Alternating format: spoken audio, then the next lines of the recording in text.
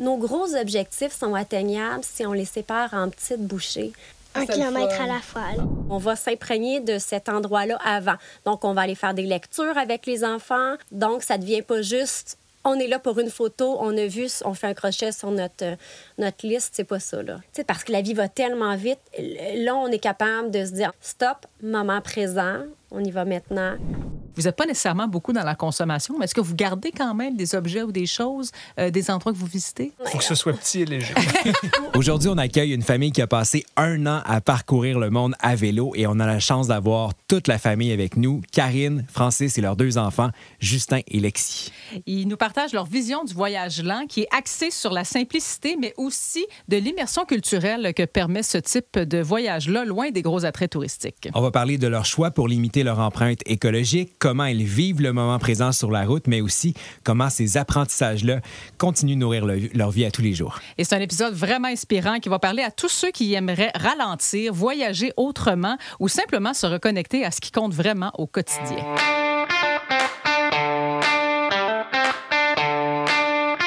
Bienvenue, bonjour.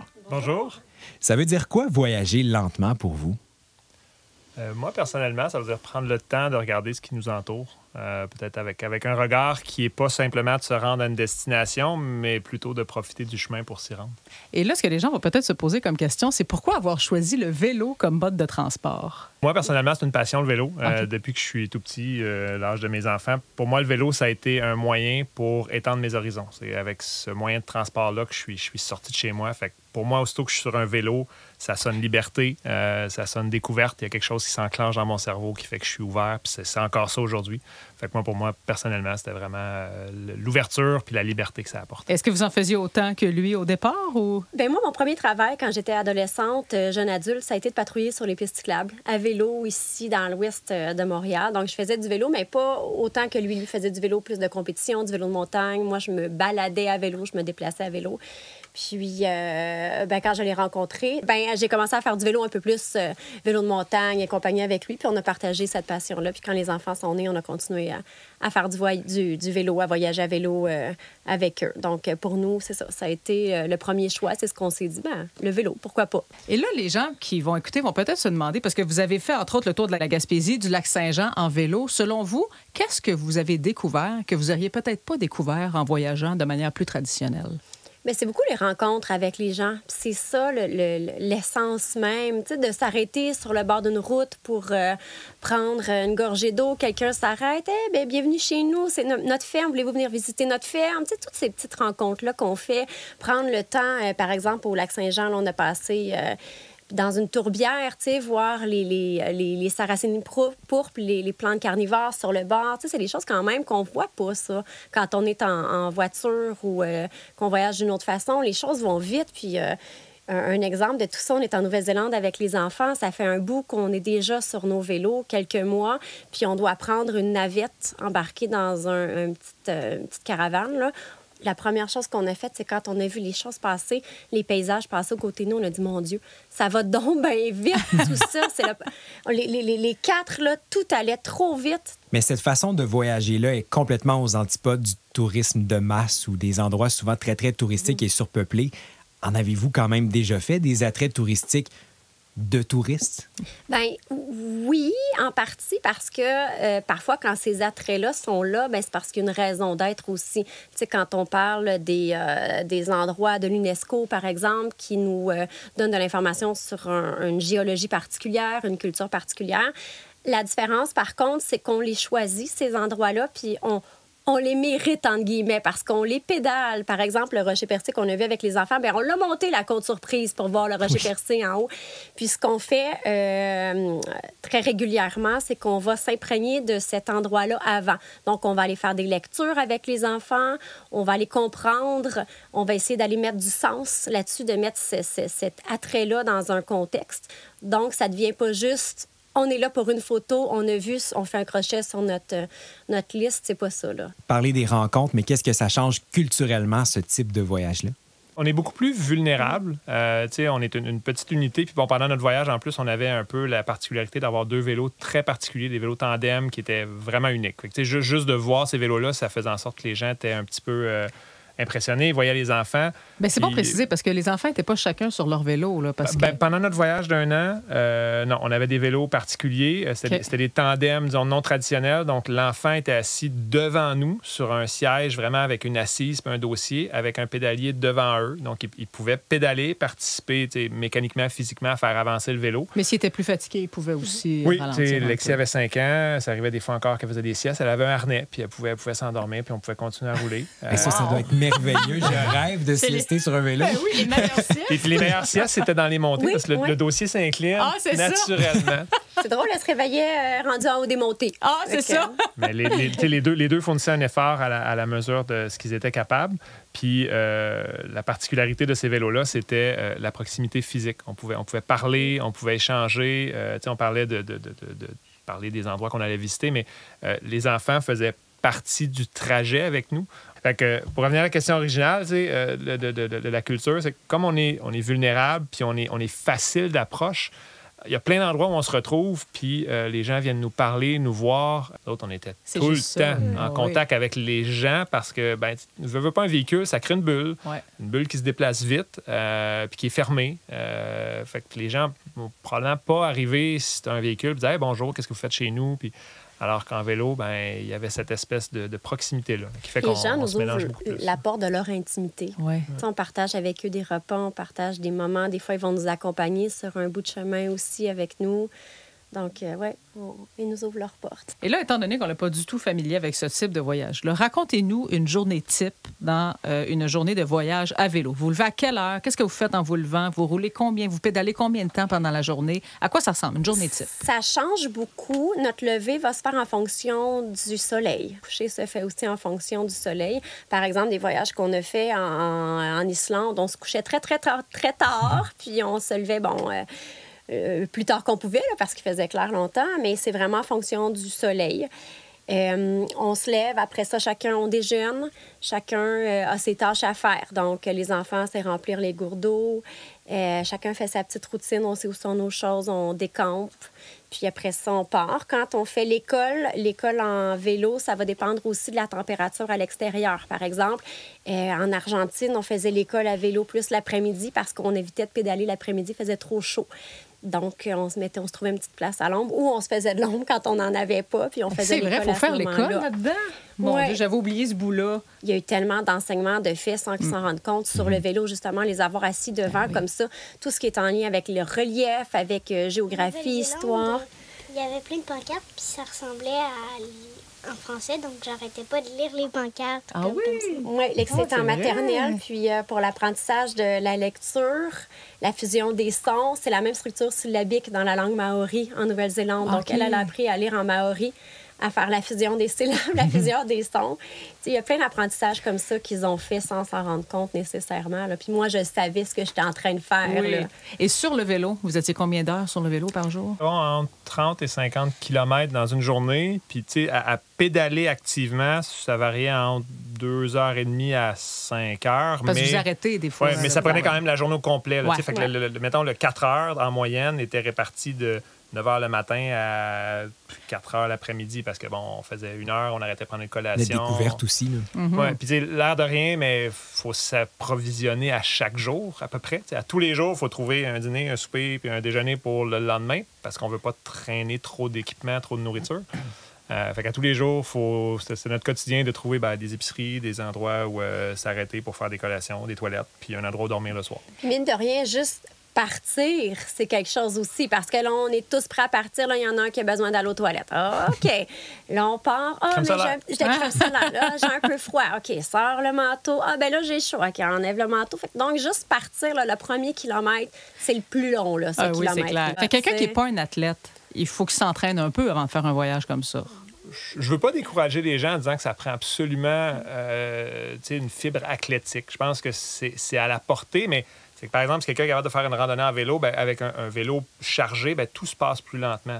Okay. Notre moyenne de vitesse était peut-être à 12 km/h. C'est très lent pour des gens qui sont habitués de rouler en vélo de route à 30 km/h, mais on déployait essentiellement la même quantité d'énergie pour couvrir notre journée. Fait que ça demande une certaine capacité à fournir un effort jour après jour, mais c'est rien qui n'est pas accessible. Là. Ça ne demande pas un programme d'entraînement On strict. s'habitue, on s'adapte. Ouais. Après 3 semaines, là, le rythme est rentré, la routine est faite. Ça va bien après 3 semaines. Là. On se dit ça. J'ai souvenir quand j'étais petit, moi, j'étais celui dans la voiture qui disait « Quand est-ce qu'on arrive? C'est long. » Est-ce qu'il y a des moments où vous trouviez ça long ou est-ce qu'il y a des moments où vous dites « c'est peut-être plate par bout, puis on avait hâte que ça se finisse? » Oui. Oui? Souvent, c'était dans la pluie, parce que c'est désagréable de tout mouiller, puis surtout quand ça monte en même temps. Puis une fois, il pleuvait, il montait, c'était une grosse montée, puis c'est ça. Puis c'était juste après Noël, puis on arrive au campement, puis il y a une salle toute décorée, encore décorée pour Noël, avec beaucoup de chaleur, puis 1 kilomètre à la fois. Là. OK. Fait que le 1 kilomètre à la fois, c'est une phrase que vous disiez souvent. On l'a dit Surtout à maman. encore. Oui, on l'a dit encore parce que c'est dans tout. Apprendre, ce voyage-là nous a permis ça d'ailleurs, avec les enfants aussi, de transmettre le fait que nos gros objectifs sont atteignables si on les sépare en petites bouchées. Donc, le 1 kilomètre à la fois, puis ça a été ça concrètement pour vrai. Là. OK, on fait 1 kilomètre, OK, un autre kilomètre. On se rend jusqu'à cette clôture-là, jusqu'à ce champ-là, jusqu'à cet arbre-là. Puis c'est resté encore aujourd'hui. C'est pas la destination là, qui est gagnante, c'est tout ce qui se passe en route, puis c'est ça qu'on se rappelle, puis c'est ça qui laisse une trace, qui laisse une empreinte sur nous. Fait que Moi, je quoi que ce soit. profite du moment présent. C'est souvent ça que je fais. Comme, admettons que quand on allait voir le rocher percé puis qu'on était en train de monter la côte, je faisais juste monter la côte puis je disais pas « Oh, j'ai hâte, j'ai hâte, j'ai hâte ». Je profitais du paysage qu'il y avait autour. Il y a des gens adultes qui sont même pas capables de faire ça, je dois dire. C'est quand même un très bel apprentissage, quand même. Fait que vous autres, le voyage avec un groupe organisé, l'autocar, le guide, c'est même pas Non. pensable. C'est une façon de voyager, c'est pas la nôtre. C'est pas la nôtre. Parce que, Ça existe, ça répond clairement à un besoin, mais moi non plus, je me sentirais contraint là-dedans. Je serais pas Est-ce que vous diriez que votre rapport au temps et à la consommation a changé depuis ces voyages-là ou vous étiez déjà pas mal dans ces valeurs-là avant? un voyage comme ça, c'est vraiment très lent, on prend notre temps. Un bousier, à un moment donné, sur une route qui passait, on est arrêté 20 minutes, regarder le bousier pousser la bouse pour traverser la route. C'était un moment plaisant, on a pris le temps de le faire. Est-ce qu'on fait ça maintenant, aujourd'hui, ici? Je pense pas. Par contre, il y a des moments où on se dit « OK, stop ». Parce que la vie va tellement vite. Là, on est capable de se dire, en tout cas, je parle pour moi, là, de me dire « OK, stop, moment présent, on y va maintenant ». Parce que j'imagine que s'il y a une adaptation, quand on arrive en voyage comme ça, il doit y avoir une adaptation quand on revient. Mais juste avant, quand les gens voyagent, des fois, vont acheter des souvenirs de voyage pour ramener ça à la maison. Vous n'êtes pas nécessairement beaucoup dans la consommation, mais est-ce que vous gardez quand même des objets ou des choses, des endroits que vous visitez? Il faut que ce soit petit et léger. Moi, ce que je ramène souvent, c'est des boucles d'oreilles qui ont une histoire ou un petit quelque chose de particulier qui vont me rappeler. Celles que j'ai en ce moment sont en greenstone, qui est une sorte de jade, un peu, si on veut, de la Nouvelle-Zélande. Puis c'est une pierre qui, on doit l'offrir à quelqu'un pour lui porter chance. Donc, on en a trouvé un peu. Il y a quelqu'un qui nous en a offert là-bas. On a traîné ce petit sac-là avec nous. Puis quand on rencontrait des gens avec qui on a une relation particulière, on leur offrait un petit morceau de jade qu'on avait reçu, donc on leur offrait à eux. Qu'est-ce que vous auriez à dire à quelqu'un qui veut s'y mettre, quelqu'un qui veut commencer un conseil pour ce type de voyage? De se donner le droit de commencer plus petit. Là, pas besoin de partir 1 an pour voyager lentement. Là, ça peut être juste une fin de semaine. Ça peut être commencer par découvrir ce qu'il y a autour de chez nous. On est souvent les pires touristes de notre propre ville. Moi, je dirais oser puis de pas se forcer, s'obliger à faire quelque chose de grandiose pour que ça ait de la valeur puis que ça s'intègre dans quelque chose qu'on voudrait caser dans une catégorie qu'on appellerait slow travel. Là. Justin, toi, tu avais commencé l'école déjà quand tu es parti, hein? Oui, j'étais en 3e année. Et tu as manqué plusieurs mois d'école pour faire le voyage, c'est ça? J'ai fait ma 3e en voyage. OK. Puis après ça, je suis entrée en 4e. Et comment ça a été ton retour à l'école après 1 an à pas y aller? T'as-tu trouvé que... Ça a été différent. Oui. Qu'est-ce qu'il y a d'autre dans votre quotidien qui pourrait être un petit peu différent du quotidien d'une autre famille, disons? Pour moi, il y a encore du vélo. On a acheté, on a acheté au retour de notre voyage un vélo cargo. Donc, un vélo avec essentiellement une grosse benne en avant dans laquelle les 2 enfants peuvent s'asseoir. Puis, on est à 5 km de l'école. Il y a un autobus qui passe. Il pourrait prendre l'autobus à tous les matins aller à l'école. Puis moi, j'arriverais plus tôt au travail si je faisais ça. Puis j'ai fait le choix d'aller les reconduire à l'école à tous les matins en vélo. Puis pour moi, ça me connecte à la journée. C'est un moment où je peux dire, je prends mon temps. Puis vraiment, mon cerveau décroche. Je peux entendre le bruit des oiseaux. Je vais remarquer, selon le temps de l'année, le soleil est où dans notre trajet. On a du plaisir ensemble, on discute le matin. Puis je me dis, j'ai le choix de vous asseoir dans l'auto ou de vous asseoir dans le vélo. Puis moi, ça me fait du bien. Puis on le fait à l'année. On met les pneus à clous l'hiver, puis on le fait... on est rendu là, quasiment à 4000 km en 2 ans, juste à faire 5 km aller-retour. Ah ouais! Fait que moi, personnellement, ça a été une façon de garder un peu cette connexion-là au quotidien. Et Karine, est-ce qu'il y a quelque chose, toi, que vous avez conservé du voyage dans le quotidien? C'est de prendre le temps d'observer, d'écouter, d'humer l'air aussi, de s'imprégner de l'extérieur. Je pense que c'est ça que je garde pour moi, pour les enfants, puis pour...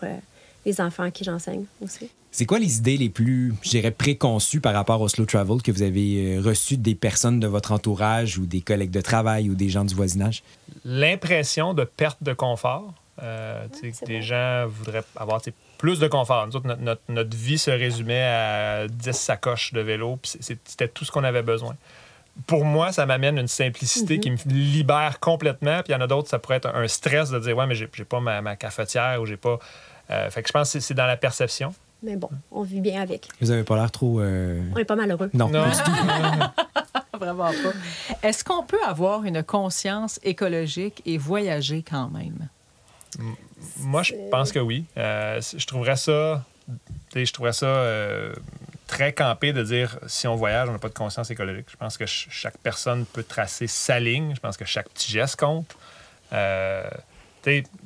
Personnellement, je n'ai pas voyagé en vélo pour sauver la planète. Je ne vais pas reconduire mes enfants à vélo le matin pour sauver la planète. Tant mieux si ça participe.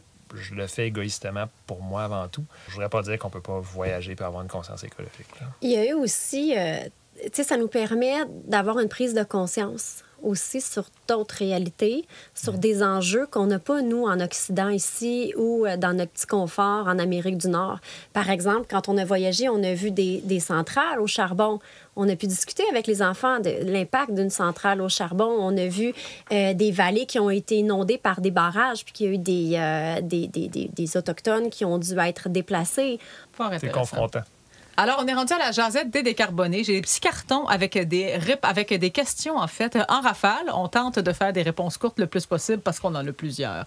D'abord, première question. Camper dans un champ perdu ou dormir dans un hôtel en ville? Ah, un champ perdu. Oh, mon Dieu, même c'est tellement unanime. Oui, vraiment. Voir le rocher percé ou parler à un pêcheur de homard? Ah, le pêcheur de homard. Ah oui, moi, c'est les gens... Ouais. Les enfants m'appellent Karina Blabla en Espagne. Quand on était en Amérique du Sud, là, Karina Blabla, qui parle avec tout le monde. Tout planifier d'avance ou laisser la route décider? Laisser la route décider. Ça dépend de qui on parle. Moi, je laisserais la route décider, toi. Moi, j'aime ça quand c'est un petit peu plus organisé. Quand je m'organise le matin, puis je sais où je m'en vais, puis où on se rend. Ouais. Une odeur qui vous rappelle instantanément un endroit où vous avez pédalé? Peut-être l'eucalyptus, moi. Oui, l'eucalyptus. Très intéressant. On a dormi en dessous d'un eucalyptus. Oui. Ah oui? Hein? Ça doit s'endormir comme il faut, par exemple. Un moment wow à vélo que vous n'oublierez jamais. C'est la route des Vigognes, ce qui est une route sur l'Altiplano. C'était wow pendant 8 jours. Ah oui? Ouais. C'était un des plus beaux moments, vous avez dit? C'est là qu'on était en autonomie. Le plus dur aussi. Le plus dur aussi, mais c'était aussi le plus gratifiant. Merci. Ouais. Une habitude écolo que vous avez gardée depuis le voyage? Aller faire l'épicerie en vélo. Ah oui? Avec le vélo cargo. Ouais. Ah, c'est vrai, c'est le fun, ça. Ah, parce que le cargo en avant permet de c'est ça. Une erreur en voyage qui vous a fait rire après coup? Quand t'as oublié la sacoche sur le bord de la route. Ouais, j'en ris toujours pas, moi. Si vous deviez choisir un seul pays pour refaire le voyage, ce serait lequel? Bolivie. Ah oui, mon Dieu, ça aussi, c'est unanime. T'es d'accord aussi, Justin? C'était ça? Ouais. C'est ton préféré, toi? Oui. Puis toi aussi, Lexi? Mon Dieu. Sinon, bien la Nouvelle-Zélande aussi. Oui, ça a été bien, ça aussi. Une activité que vous n'auriez jamais faite si vous aviez voyagé rapidement? Jamais fait. Se baigner dans les sources thermales où on s'était arrêté en Bolivie. Une personne allait là, puis il y avait des sources thermales. Ah oui? On passait la soirée dans les sources thermales, oui. La pire erreur que font les touristes qui voyagent vite? Ignorer. Ignorer, oui. Ouais. Ignorer leur impact, ignorer ce qu'ils visitent, ignorer le passé, ce que ça a comme impact, le futur. Une règle familiale que vous avez pour vos voyages à vélo? Chacun fait sa part. OK. Tout le monde participe aux tâches. Oui. Une petite victoire à vélo dont vous êtes fiers? 4800 mètres d'altitude. Oui, ça, c'est une belle petite victoire. Ça reste que moins bien rendu là. Des fois, ils nous jasaient. Je disais, non, on va mettre des balados. Là, je suis capable de respirer. Le confort qui vous a le plus manqué pendant votre voyage, est-ce que c'est les toilettes? Non, les serviettes en ratine. Oui, c'est vrai. Pour s'essuyer les serviettes, les petites serviettes synthétiques. Là, ça essuie pas. Pour vrai? S'essuyer un an avec ça. Là. Plus ça que les toilettes? Oui. Oui. Et finalement, une chose que vous avez appris sur vous-même grâce au slow travel? Bien, que j'étais capable de beaucoup de choses. Tu sais, de prendre soin de son corps, de s'en occuper. C'est une super machine, puis ça peut nous mener partout. Oui, tout ce qu'on est capable de faire tranquillement, lentement. À chaque épisode, nos invités nous suggèrent un livre qui les a touchés ou marqués à ajouter dans notre bibliothèque des décarbonés. Vous nous proposez quoi aujourd'hui? On vous propose Histoire à dormir dehors de Jonathan Berroy, qui est un cycliste québécois qui a voyagé beaucoup à vélo. Puis, ses livres, en fait, il y a le tome 1, tome 2, nous raconte un peu ses aventures, mais surtout les rencontres qu'il a fait au travers de ses différents voyages. Il y a des rencontres qui sont touchantes, il y a des rencontres qui nous font rire, il y en a qui nous font peur un peu. Les bonheurs de voyager à vélo, de rencontrer les gens, plutôt que juste de gravir, de passer sur des routes. Donc, on l'a lu avant le voyage. On va apporter le tome 2 en voyage aussi. Je vais le prendre, je vais l'ajouter à notre bibliothèque des décarbonés. Et voilà, un ajout supplémentaire. Alors, Karine, Francis, Justin et Lexi, merci infiniment d'être venus au balado aujourd'hui. Vous êtes une magnifique famille à voir aller, sincèrement, puis j'ai très hâte de suivre vos prochaines aventures. Merci. Merci beaucoup pour l'invitation. On aime finir chaque épisode avec la découverte des décarbonés.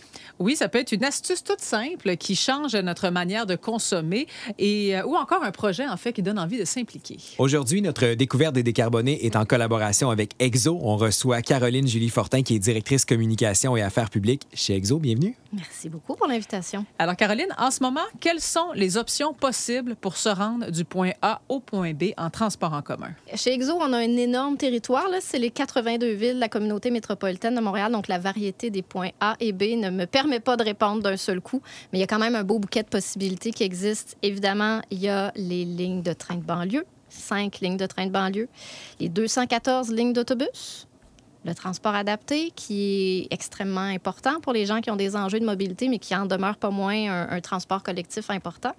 Et nous, de notre côté, on a mis en place un nouveau type de service dans les dernières années qui s'appelle le transport à la demande, où, à l'aide d'une application, on peut réserver un déplacement en donnant son heure de départ, son heure d'arrivée. Puis un algorithme va proposer un parcours le plus court possible, le plus optimisé possible pour se rendre à destination. Ça permet de rapprocher, en fait, puis de donner plus de flexibilité aux clients. Bon, pour quelqu'un qui vit ça pour la première fois, son premier trajet service à la demande, où est-il offert? Est-ce que c'est partout?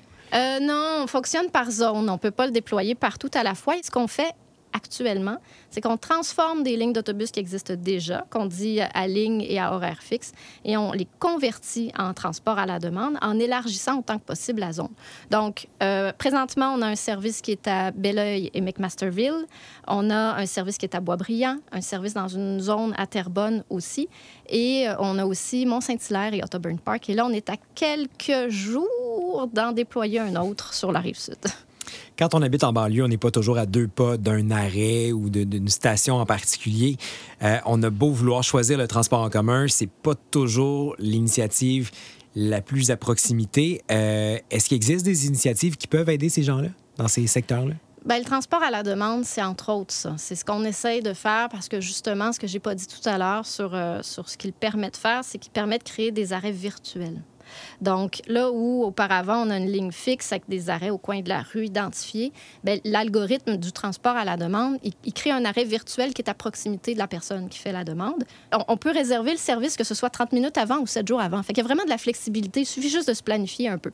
Mais c'est vrai qu'après, nous, ce qu'on cherche à faire, c'est élargir ça, avoir plus d'opportunités de faire des transports à la demande ou de bonifier le service sur les couronnes. On aimerait, par exemple, pouvoir augmenter de 5 % par rapport à ce que c'est aujourd'hui, l'offre de services dans les couronnes. Il faut le rattraper, ce besoin-là, puis on a besoin de soutien, on a besoin de financement pour ça aussi. Est-ce que l'auto reste souvent le réflexe en périphérie, selon vous? Qu'est-ce que les automobilistes auraient à gagner, finalement, à changer de mode de transport quand on est vraiment en périphérie de Montréal? Évidemment, l'idéal, c'est tout le monde dans le transport collectif, mais ça reste que le territoire est vaste. Il n'y a pas toujours une grande proximité de tous les services. Donc, c'est la complémentarité qui est la clé. C'est de diminuer le nombre de voitures. C'est une grosse économie d'argent parce qu'une immatriculation, l'entretien d'une voiture, tout ça, ça finit par être l'équivalent d'environ 11 000 par année, selon les chiffres de CAA notamment. Donc, la passe de transport collectif est beaucoup plus économique. Mais c'est aussi souvent un gain de temps. Moi, je parle souvent du train. Vous parliez de slow traveling un petit peu plus tôt. Là, c'est le contraire. On veut gagner en rapidité. Oui, mais... Moi, quand je parle du train de banlieue, je parle souvent, puis vous me pardonnerez l'anglicisme, mais de smooth traveling. C'est confortable, le train. Quand tu es assis dans le train, tu as le temps de gérer tes repas du soir, de prendre tes rendez-vous, tes courriels et tout ça. C'est confortable. C'est vraiment un mode de transport qu'on gagne à découvrir. Évidemment, outre l'effet sur le trafic qui est assez évident, mais ça fait quelle différence aussi sur les émissions de GES? Écoutez, on parle de 10 fois moins de GES. Quelqu'un qui est dans un autobus versus quelqu'un qui circule dans sa voiture, on parle d'environ 10 fois moins de GES émis. C'est beaucoup. Au bout d'une année, c'est beaucoup. Fois le nombre de personnes qui le prennent aussi, c'est énorme. Exactement. On parle souvent du combo vélo transport en commun. Comment ça s'articule concrètement, cette façon d'allier ces deux modes de transport-là? Facilement. On le voit d'ailleurs dans les données qu'on a que c'est un mode d'accès aux gares puis au terminus qui est de plus en plus populaire. Là, on le voit vraiment. Nous, ce qu'on fait, puis l'engagement qu'on prend, c'est de faciliter ça. Donc, on a bâti des vélostations à différents endroits sur le territoire. Donc, c'est un endroit sécurisé avec sa carte puce où il vient déposer son vélo, l'enfermer pour la journée, il reste propre, intact. C'est comme ça qu'on travaille là-dessus. Et quels sont les témoignages que vous recevez le plus souvent des gens qui utilisent vos services? Ça simplifie la vie, souvent. J'ai envie de citer le transport à la demande encore parce que c'est l'endroit où on a été chercher le plus de nouvelles clientèles là, quand on a établi celui de Belleuil-McMasterville en particulier. Dans cette zone-là, il y avait une résidence pour personnes âgées, puis il y avait un centre commercial où ils accèdent à leurs services essentiellement, puis ils n'utilisaient pas le transport collectif parce qu'il fallait qu'ils marchent jusqu'à l'arrêt, il y avait peur de tomber, Puis avec le transport à la demande, on a pris le temps d'aller leur expliquer comment ça fonctionne et tout. L'augmentation de clients qui n'avaient jamais utilisé le transport à la demande a vraiment augmenté, puis ils nous ont dit hey, ça répond vraiment à mon besoin, là, ça me simplifie la vie. Ça, la notion de simplifier la vie, je trouve que c'est super important. Je pense que c'est comme ça qu'on va aller chercher les automobilistes, justement. Exactement. Merci beaucoup, Caroline Julie Fortin. Très agréable. Merci à vous. Au plaisir. Merci. Et on se retrouve très bientôt pour un prochain épisode. D'ici là, abonnez-vous au balado sur Spotify ou Apple Podcast. Pour écouter tous les épisodes, rendez-vous sur les plateformes de Cogeco Média. Et pour encore plus d'idées et d'inspiration pour décarboner votre quotidien, visitez lesdécarbonés.com.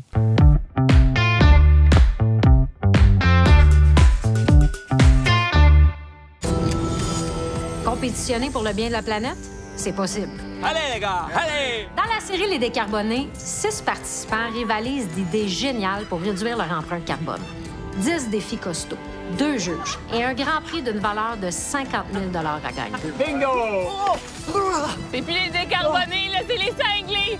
Les Décarbonés, à voir sur TV5 Uni.